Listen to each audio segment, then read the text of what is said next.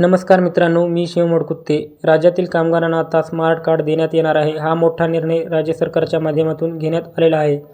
त्यासंबंधी काही सूचना दिलेल्या आहेत. तर रेशनधारकासाठी ही महत्त्वाची अपडेट असणार आहे व हे स्मार्ट कार्ड कोणाला दिले जाणार आहे यासंबंधी माहिती दिलेली आहे.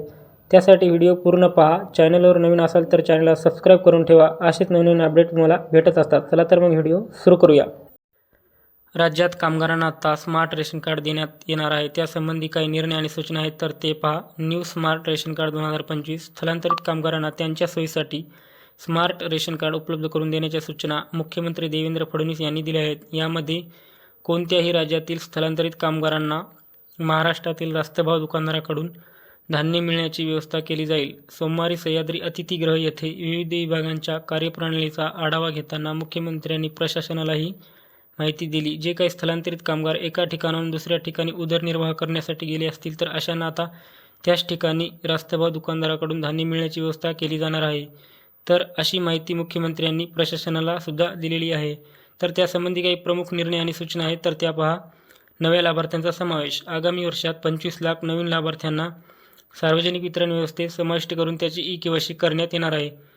जे काही नवीन 25 लाख लाभार्थी आहेत तर अशांना सार्वजनिक वितरण व्यवस्थेत समाविष्ट करण्यात येणार आहे आणि त्याची ई-केवायसी सुद्धा करण्यात येणार आहे. तर पुढे पहा. अन्नधान्याचे वितरण. मागील 6 महिन्यात अन्नधान्य न घेतलेल्या शिधापत्रिकाधारकांची तपासणी करून अनियमित शिधापत्रिका रद्द करण्याचे निर्देश दिले आहेत. जे काही मागील 6 महिन्यात अन्नधान्य न घेतले असेल अशा शिधापत्रिकाधारकाची तपासणी होणार आहे आणि जे काही बनावटधारक शिधापत्रिका असतील तर अशांना रद्द करण्याचे निर्देशसुद्धा देण्यात आलेले आहेत.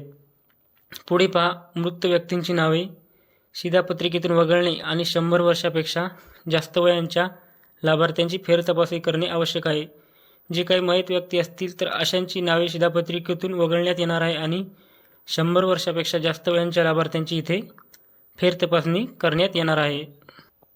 पुढे पहा. संगणकीकरण न झालेल्या 14 लाख लाभार्थ्यांची नावे शिधापत्रिकेत समाविष्ट करण्यासाठी विशिष्ट मोहीम हाती घेतली जाईल.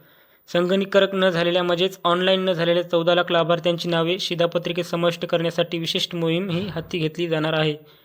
तर पुढे पहा. अन्नधान्य वितरणाची गुणवत्ता. सर्व रास्तभाव दुकानामध्ये इलेक्ट्रॉनिक वजन काटे बसवून योग्य प्रमाणात धान्य वाटप सुनिश्चित करावे. तर जे काही रास्तभाव दुकान असतील तर दुकानामध्ये इलेक्ट्रॉनिक वजन काटे बसवण्यात येणार आहेत आणि धान्य वाटप हे सुनिश्चित पद्धतीने करण्यात येणार आहे. तर पुढे पहा. सर्व शिधापत्रिकाधारकांना स्मार्ट शिधापत्रिकांचे वितरण करण्यात येणार आहे.